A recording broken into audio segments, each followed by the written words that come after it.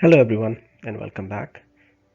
Today, in this COVID-19 pandemic, everyone is asking the same question: when and how the life will be normal? In this video, let us try to answer this question.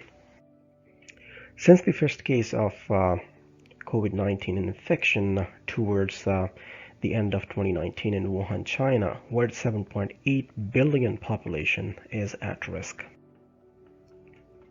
As of April 25th, there are over 2.79 million confirmed cases of COVID-19 and 196,000 deaths.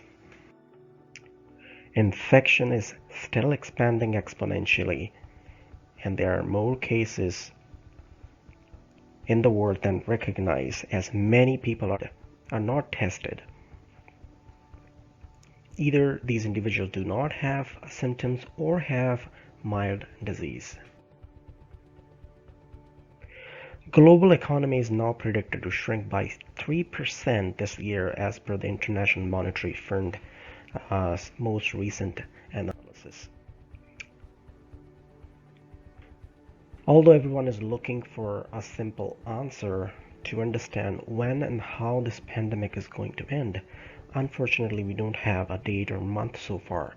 That's because each region of the world is at different stages of this pandemic. So let's learn about the best predictions. Although nobody knows about the future, but we can learn from the past coronavirus infections and current status in each region, which can give us an idea as to when we should expect normal life. There are two aspects to it. One is easing out the lockdown restrictions, and the second is the infection control.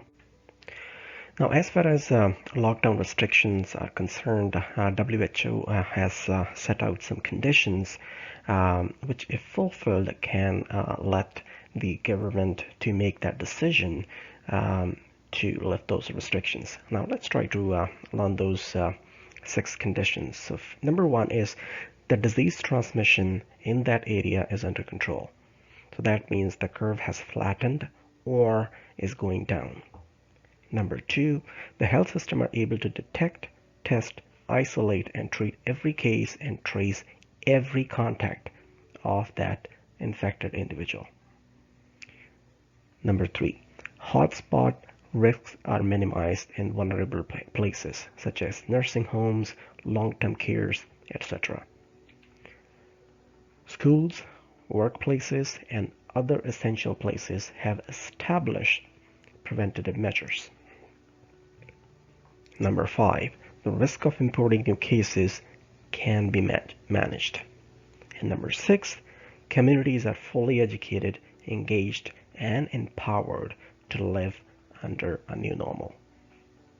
Once a region is able to fulfill these conditions, that area can then ease out on the restrictions and can have more freedom in terms of the social interaction, but still practicing social distancing. Now, predicting what's going to happen in an individual region is very, very difficult, but at least we can make some good guesses here. Now, consider a community where there is no infection so far. So that means this community is protected. And if you're living in this community, consider yourself lucky so far. But best guess is that one day or another, the infection is going to reach in this community because everyone is susceptible unless you're living in a community which is completely secluded. And the hope is at one point in future, there will be a vaccine and everyone will be immunized so that there is no infection in future. The second extreme situation is that everyone in this community or a small community, everyone got infection, has recovered, and now all have immunity. We don't know how long this immunity is going to last, but at least in short term, everyone is protected. Now, this is what is being now proposed, that maybe people who got infection should have immunity certificates or immunity passport to allow them travel freely or exercise more freedom. But as I said, we don't know how effective this immunity is and how long it is going to last.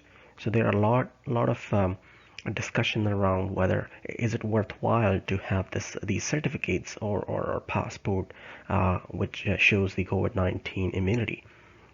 The third and the most common situation, I think most of us we are in that situation, is where there is a virus in our community and it is spreading, but there are a lot of people who are still not infected, but they are susceptible. So in the absence of the vaccine, probably we have to see where do we stand in terms of the transmission. Now, if the transmission is happening actively and we are still seeing many more cases every day, then we are still in the red zone.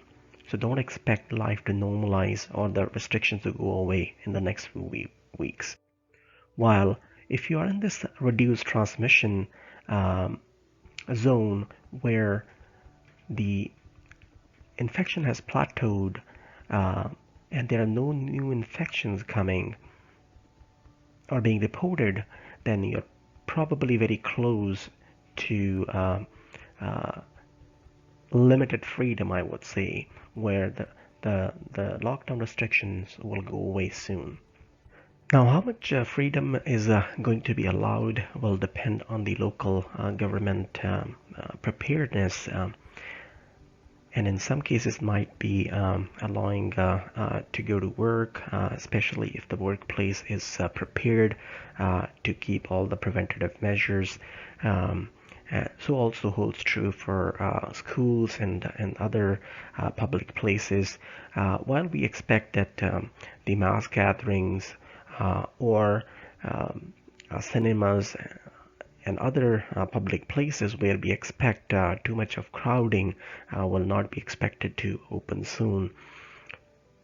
And in the absence of the vaccine or an effective antiviral drug, I think this is going to be a very phased or a stepwise approach in most places.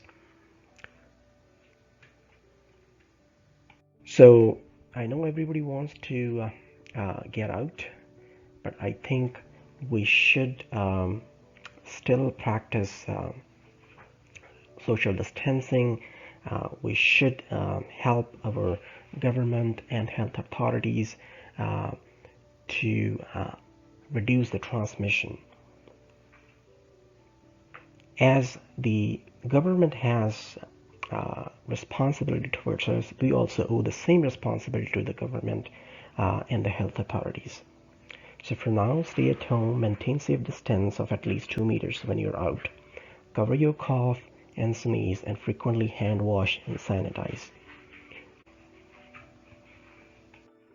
Please hit like button if you found this video useful and subscribe for more updates. Please share your views in the comment section below. Thanks for watching.